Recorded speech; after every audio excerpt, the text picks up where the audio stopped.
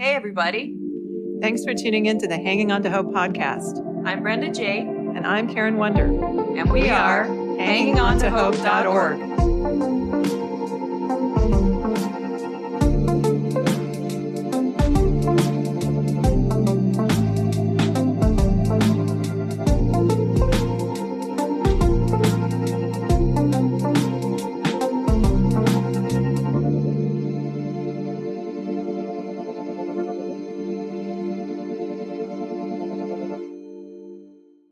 This podcast is intended as educational and is not psychological or medical advice. Always consult a professional when needed, and we disclaim any liability in connection with the instruction, information, or advice given. Well, hi, everyone. This is Karen W., and we thank you for tuning in to the Hanging On to Hope podcast. Today we have Bob Hamp on the podcast. Bob is a counselor and the founder of the Think Differently Counseling, Consulting, and Connecting Center. He has been in private practice and worked in the church for a combined 30 years of practice. Besides his service of private practice and organizational consulting, he spent 10 years developing a group discipleship strategy called Freedom Ministry that helped thousands of people find freedom from a broad range of struggles. When I listened to his teaching on his Think Differently Academy on the subject of understanding abuse, it was one of the most validating moments of my life. So I'm so excited to introduce our listeners to this resource. So welcome to the show, Bob. Well, thank you guys. I'm very happy to be here. Yes, we're thankful for you to be here. Yes, we are. Continuing with part 2 of Understanding the Dynamics of Abuse with Bob Hamp. Let me go back to what I said about abuse victims become victims because of what's good about them, not because of what's bad about them. And one of the things that's good about every abuse victim I've ever worked with is they are deeply invested in making their relationships work. Yes. Yeah. The problem is you can't make a relationship work with someone who's deeply invested in controlling you. Yes. Right. That's very well said. Right. And I didn't even realize till I got out that it was all about him trying to control. It's all about I was control. getting hit because he didn't have control. Yeah. So you give some insight that many victims may have been brought up in a home where the parent or parents put the weight of emotional responsibility on them as a child unknowingly. They learned early on to carry the responsibility of someone else, and this naturally leads to a potential abusive relationship pattern. They may not have had their own emotions validated. Can you explain how this sets them up for abuse? Yeah, I mentioned when I went through the 4 steps of assigning responsibility in the sexual abuse scenario that I talked about. And I even kind of referenced that thought in that 4-step scenario, because the idea is if as a child, you become accustomed to the idea that you're responsible for people that you're not genuinely responsible for. In other words, a child is not responsible for their parents' emotional well-being. A child's not responsible for their parents' success. A child's not responsible for their parents' choices. But you hear parents often, and again, it's not overt much of the time. Sometimes parents will say, why do you keep doing that? You're driving me crazy. Yeah, it can be something as simple as that. Your child is not responsible for your sanity or your emotional responses. If they would just behave, I wouldn't have to. Yeah. And so what happens is, especially when it's subtle and emotional, children begin to learn that they're responsible for the people who have power over them. Another way to understand that is they learn that their place in life is to carry the weight for people who ought to be carrying their weight. And so they naturally gravitate into relationships where someone else is willing to impose that responsibility on them because they sense innately that this is my role in life, is to carry them. So, you've heard the idea that someone who's raised in an alcoholic home is likely to be attracted to and eventually marry an alcoholic. That's an oversimplification for this thing we're talking about. It's more like if I believe that it's my job to carry the weight for someone who's compulsive, addictive, abusive, then I'm going to define my own identity by that. So what we think is our identity is actually an adaptation. We've adapted to dysfunctional parents. And so that adaptation, we believe it's who we are. And we find other relationships that replicate that dynamic by finding other people who aren't willing to carry their own weight. Is it very similar if you come from a childhood where they didn't really express emotion at all, like your entire family? Is that similar to what you're saying, or is that in that case? Not necessarily, but possibly, because in a family that doesn't express emotions, the thing you want to look for is what are the messages? In other words, if the message is emotion, nobody handles their emotions. They all have them, but they can't acknowledge them. They can't talk about them. Right. But if the idea in a non-expressive family is we don't have emotions, but we find subtle ways to let you know that you are the problem, then you grow up believing that you're the problem, and you gravitate towards relationships where you're defined as the problem. And so the non-expressive family may not necessarily be a direct correlation to abuse. It's more important to recognize what are the covert messages sent within the family system. Okay, that's good. Thank you. Yeah, and I think that so many people don't realize that they're doing that, that whatever they having that responsibility, not intentionally, again, put on them as a child, they don't realize when they're gravitating toward these relationships that that's kind of what they're doing. Yeah, and I definitely had the most emotion in my family, but that was looked upon as, oh, she has emotion. Not good. So I would guess they weren't validated because nobody understood what that was. Yeah. That I was having. It's like, oh no. Yeah, that makes sense now. It all makes sense. Yeah. So you're what I lovingly call the white sheep in a black family. There's the old concept of the black sheep, the person who does wrong and brings shame to the family. Then in a family where everyone else is doing something unhealthy, one person who does it healthy actually looks like the weirdo. Oh, yeah, definitely. I definitely am the weirdo. You're the white sheep in the black sheep family. I'm the weirdo. I'm like, no, it's okay. Well, the abuser, on the other hand, may not have been taught how to manage pain, so they can control others to manage their pain. And again, they may not be aware that they even do this. Can you explain a little bit more about that dynamic? That's the other side of it.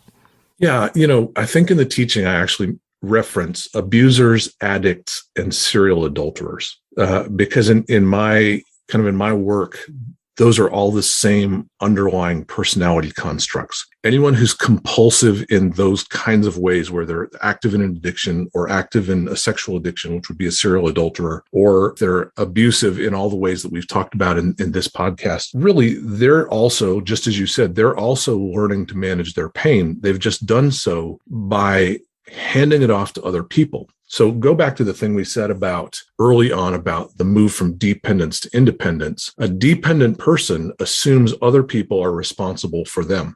Well, I didn't succeed because my boss wouldn't let me. I've got these skills, but no record company has ever come along and given me the big break. So a dependent person is always expecting someone else to carry the weight and or to do the work. And so the difficulty with that is because their way of handling pain comes from dependence, then it's much harder for them to get help because they don't think they need help.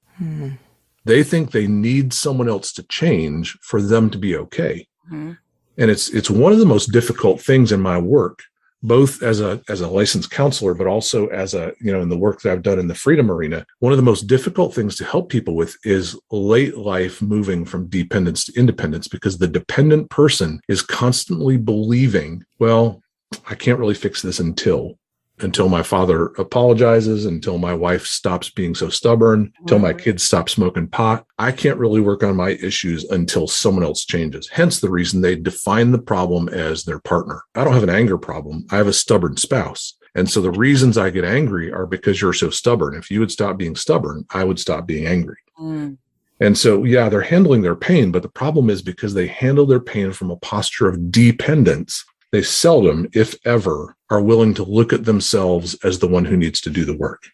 And so the victim, though, also has to come to this place of freedom in their soul to independence as well, correct?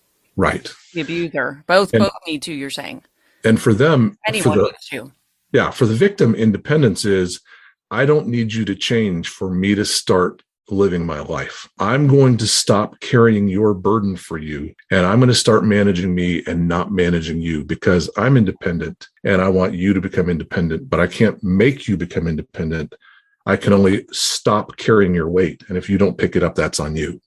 Yeah. And from your soul going from dependence to independence, I mean, it doesn't happen overnight. It takes a lot of time. And what I've found is it takes being alone and being in a relationship with God, but staying out of getting into another relationship to have that happen. I couldn't become independent going back to a dependent relationship with another person. Exactly. Yeah. So it's been taking a lot of time, but it's been so freeing and feels great, actually. It's a great observation you just made. One of the things I've said over the years in my freedom teaching is one of the things I've never seen someone set free from instantaneously is immaturity.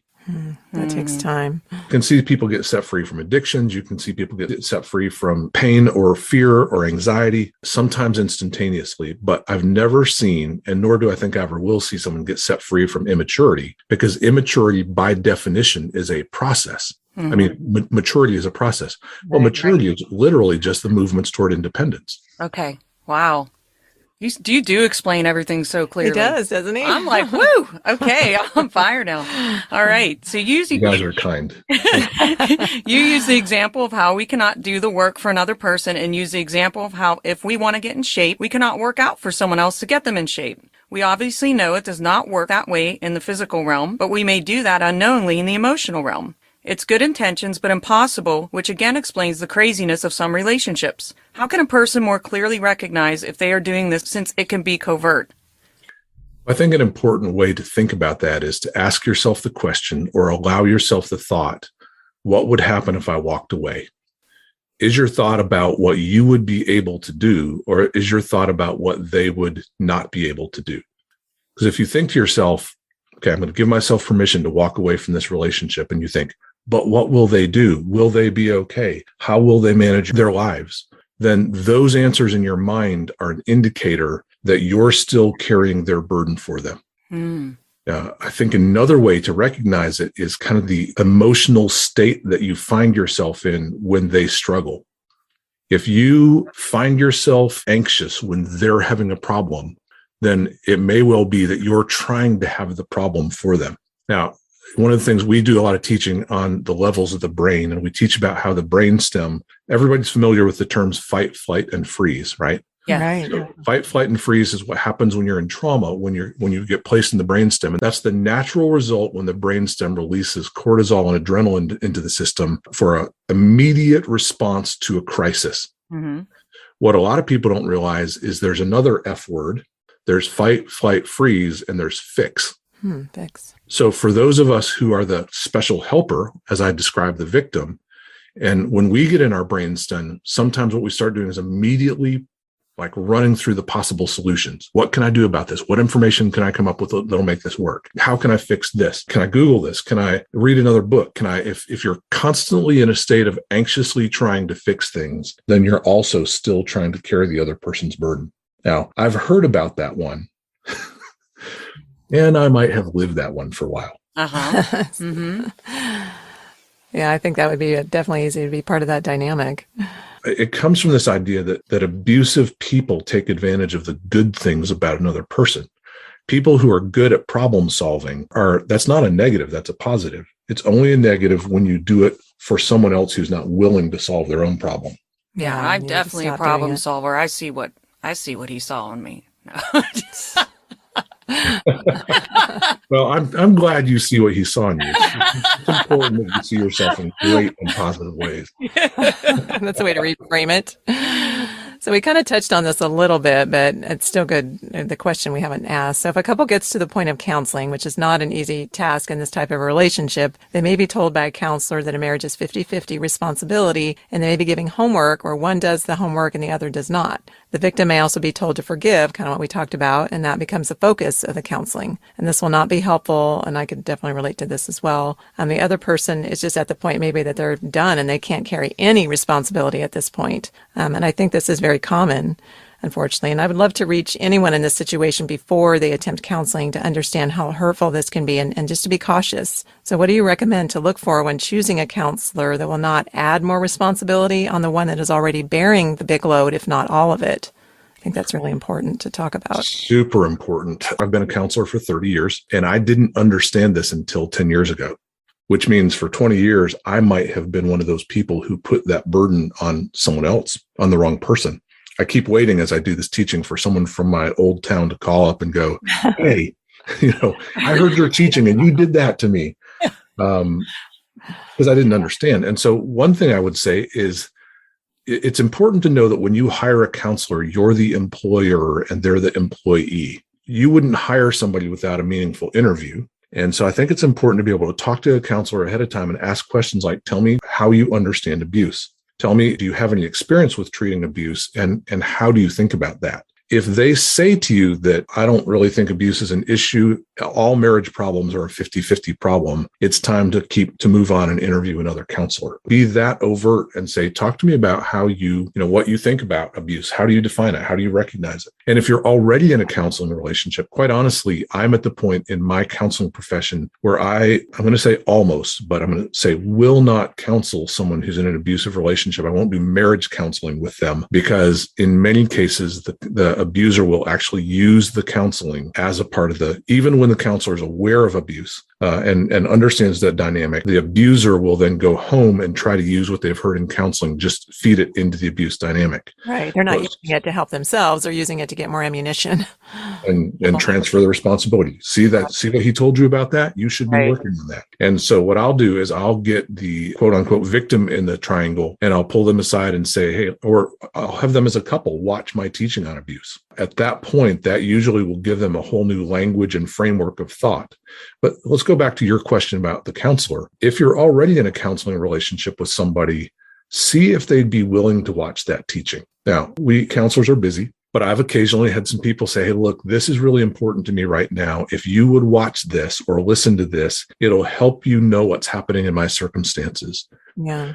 That's part of my job as a counselor is to make sure that I'm equipped, not just as a general as a counselor, but to specifically deal with the clients that I see. I've even occasionally had some people offer to pay me, if the video is an hour long, which I think that one is, sometimes they'll pay for the hour to say, hey, look, this is an important part of what's going on. Let me pay for an hour of your time to watch this. If a counselor won't watch, read, or listen to something that you have said is significant to your treatment process, then I think it's time to search for somebody else. Right. That's a definite red flag for the counselor. Yeah, that's good. We have discussed this a few times already on the podcast, but it cannot hurt to overdo this subject. In the book of Malachi in the Bible, it does not say that God hates divorce. That Hebrew word is not mentioned, you say, but that God hates one treating their spouse like they are not married to them, but not letting them divorce.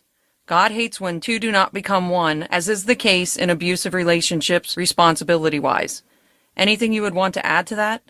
Yeah. One of the most frustrating things to me is when spiritual people use the Bible to maintain this abusive dynamic that I've been talking about. I'll quickly say, because somebody else has done the work far better than I, Gretchen Baskerville's book, The Life-Saving Divorce, looks both at the dynamics of the marriage, but also looks at the scriptures in great depth and the culture. Yeah, we have 2 podcasts with her. And we made her go into detail. We went. Excellent. She said that was the longest podcast. And the podcast she'd ever done in her life. But our goal is, we have so many people listening to that one, and I would have loved to have had that resource when I was going through what I went through. Yeah. So it's a 400-page book. So we tried to, but she goes into detail. It's fantastic. I'm so grateful for Gretchen's work. She's one of my heroes as well as good friends. Oh. And I think she has done all of us an incredible favor. The other thing I would want to say about that, I've had this metaphor that I use with people who themselves are staying in an abusive relationship because of religious stances. So what I say to people is, imagine this for a minute. You walk into a room and there's a madman that has 2 knives, and one of the knives is at the throat of your best friend, and the other knife is at a photograph of your best friend. You're only fast enough to stop him from cutting one of those 2 things. Which one will you stop him from cutting? Of course, the real person. Of course. Yeah. So marriage is a picture of Christ in the church, but it's not the real thing. And it's ironic to me that so many people would rather save the photograph than the actual person. Wow. So, when you ask the question the way I asked it first, it's clear as could be. You'd have to be crazy to go save a photograph while your friend is being sliced to ribbons. But people do it all the time when they try to save their definition of marriage while their friend or partner or whoever it might be is being wounded every day in an ongoing abusive relationship. Yeah, that's a powerful analogy. And it is tough because a lot of people in the churches aren't trained in abuse and how to handle abuse. So when I told many people in the church, I'm not upset. They weren't trained. So right. Yeah. Yeah. There's just a huge need for that learning curve to be overcome. Mm-hmm. And then people have to buy it. You know what I'm saying? We've bought the old model for so long that it's a 50-50 thing and the abuser just needs to stop the behavior. They have to be willing to have a new way of thinking. By the way, hence think differently. Yeah, I like that. Mm-hmm. We do need to think differently. Yeah. So to sum it up, abuse involves the transfer of blame, usually covert, the transfer of responsibility, is the key issue of abuse. The victim does not think they are a victim, but a helper. The abuser thinks they have a little problem and the other person just makes it a big problem. This is so important to understand, and you explained it in a way that was extremely validating, and I hope this will be validating for our listeners. Can you share more of the resources you have on the Think Differently Academy that can be helpful? And I know you even have a coaching program that I'm interested in. I looked into that a little bit. So, yeah. Oh, nice. Yeah. So I would love to talk more about that. Like I said, we made that stuff available because we want to help people outside of where two of us can get just in our limited time and resource. So Think Differently Academy is a subscription site where people can become members. Like I mentioned earlier, it's a social media site, but the key thing is really resource. On the silver level of subscription, there's about 9 hours of free content, and the dynamics of abuse is one of those teachings. That one has been, like I said, we've been contacted by so many people who've said that helped me get out of an abusive relationship. It helped me realize what was going on. It's helped me. It's validated me. So we'll never charge money for that. That is on the front page or the silver subscription of the website. So all you have to do is enter your email address and you can get access to that. Some stuff on communication, some stuff on forgiveness. I don't remember what else is on there. Communication and relationships. There's, like I said, about 9 hours of content on the silver side. The gold and platinum memberships allow you just increasing access. And actually, I don't know if you guys know about this, but on the gold side, you can access, well, no, it'd have to be on the platinum side. We did a Reclaim conference 2 years in a row, one of them with Natalie Hoffman, and then the second year with Natalie and Gretchen, who we just talked about. Oh, that's and awesome. So Polly and I and Natalie, and then Polly and I and Gretchen and Natalie did these conferences over the last 2 years. If you go on Think Differently Academy, there's something called the Recovering from Abuse or the Reclaim Your Life After Abuse pathway. That's both of those conferences back to back. So I'm not going to be ashamed to say it's really incredible content because it's not just Polly and I, it's those two other women who are incredible teachers and incredible thinkers. Wow. And it's, I can't even tell you, it's both conferences were 2 days. And so it's about 4 days worth of teaching from Natalie Hoffman, Gretchen Baskerville, myself, and Polly from two conferences 2 years in a row. But there's also pathways on understanding addiction, pathways on finding personal freedom. There's pathways on recovering from trauma or dealing with trauma in relationships. I couldn't even tell you at this point the number of hours because we keep putting it on there. We also are moving this year our Tuesday night live classes to Think Differently Academy. We've typically done them on Facebook and YouTube, but we're about to start doing them exclusively on the Academy site starting February 1st. And so it's got live teaching every Tuesday. It's got years worth of streaming video content. We also have some resources like my 3 books, Think Differently, Live Differently, Think Differently, Lead Differently, and Think Differently, Learn Differently, which is my favorite, by the way. Oh, you have 3 books? I do. Oh, okay. And they can get those on Amazon or on your website? Both. Okay. 2 of them have audio books, and so you'll have to go to Amazon to get the audio books, but you can get all 3 of those books on the website.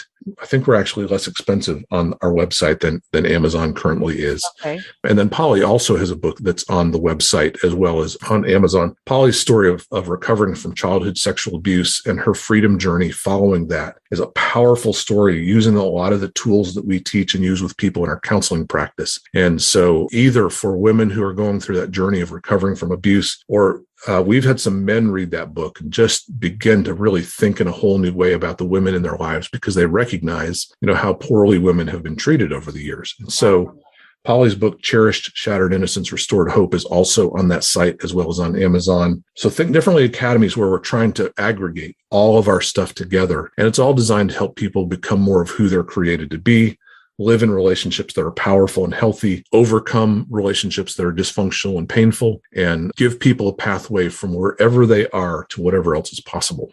And that is amazing. What's your website? So it's Think Differently Academy or tdacad.com. .com. Okay. So- We'll so add that to our website too, so they can reach it from our website to click to your website. It's tdacad.com. Okay. And I'll add that to the show notes as well. And you also have a coaching program I saw because I'm interested in, in getting that. Yeah. So I've done training for years. And about 3 years ago, we tried to do a live training. I say we did a live training to see just how far we could take people. And what we discovered is we weren't capable of going that far more than once. And so when we started moving everything onto Think Differently Academy, we realized that we could move our training program also onto Think Differently Academy. So that training is based on 3 different models woven together. The freedom model that I've spent the last 30 years developing, along with something called neurolinguistic programming, and then the family system stuff, which is my formal training, kind of braided together to give a model of change. So it's for coaches, counselors, pastors, speakers, and we've had a number of people do that training simply because they want to go further in their own journey. Yeah. But it's a 14-week course that includes both streaming video and 4 hours a week of live time with Polly and I. Wow. Yeah, that's great. Yeah, that's interesting. Love it. I'd definitely be interested in that. Yeah. I just wanted to thank you so much for being on the podcast today. And we already went over where we can find you. So no, I just say thank you. It was an honor to have you because, like I said, you were very instrumental and just I think I was already separated. I think I was already divorced at that point, but it was still just so helpful because it's an ongoing process of learning, and I definitely have a passion to help people because once you've been through things, you just want to help other people, get their healing too. Yeah. Well, thank you guys. It's been really great. I think we all are part of this giant tapestry that God's putting together. Yes. And when we turn our stories of pain into the opportunity to help other people out of their circumstances, I think we fulfill something very powerful. Yes, yeah. I agree. Yeah, totally. Definitely. We appreciate you so much. Yeah. Well, thank you guys. Yeah. Yeah, no, definitely. I'm doing this yoga training right now because I got trained as a yoga teacher. So I'm doing So As Release, which is about trauma. So I'm going through that right now. The brain just gets overwhelmed and it's hard to get out of that fight, flight, freeze place. It is. That's why to me, even just the yoga too, there's a lot of things. I'm trying to utilize as many resources as I can. It's one of the reasons we teach on the brain in a lot of our classes, because we talk about when we're in the bottom half of our brain, we don't feel like we are ourselves. Mm-hmm. Because the bottom half of the brain isn't made to be smart. It's made to survive. Right. And so if you're a smart person, but you're in the bottom half of your brain, you feel like you're not smart. Yeah. And I feel like so I must be coming out of that, but I don't know how to fully out. I feel like, but I've come a long way. So I think I'm still not out yet completely, but it's getting there. Well, I actually I had my counselor 2 weeks ago recommend that I look into some of the trauma-based yoga also. So I'd love to hear more from you about that. Yeah, definitely. I just did my first lesson last night on the So As Release because the So As Release muscle is a fight or flight muscle. And it says that we carry, I guess, a lot of our trauma there. So the So As Release, you actually tremor and it's releasing trauma. So I'm excited because I've only done a few classes, but I've never really gotten trained on it to be able to teach it. So definitely diving into it deeper. And yeah, I'll let you know. Yeah, I told her I'm interested too. So we could do a Zoom class together with her. Nice. On this. Yeah, it's like there's still something physically. It's like I feel like I still need something a little more. Yeah. I don't know what it is. You're in the same spot, huh? That's so crazy. There's increasing amounts of research and work being done around the importance of doing something physical. Yeah. Well, thank you guys. That was really fun. Yes, yeah. I agree. Yeah, totally. Definitely. Thanks for tuning in to Hanging On to Hope. Check out our website, hangingontohope.org. There are resources on there, and if you would like to donate or volunteer, you can do that through our website. We are a brand new nonprofit, so we appreciate any and all support. And we thank you for listening, and until next time, keep hanging on to hope. We are evidence that there is hope and healing for you, and our passion is to help you find it too. So thanks for tuning in. Thanks for listening, everyone.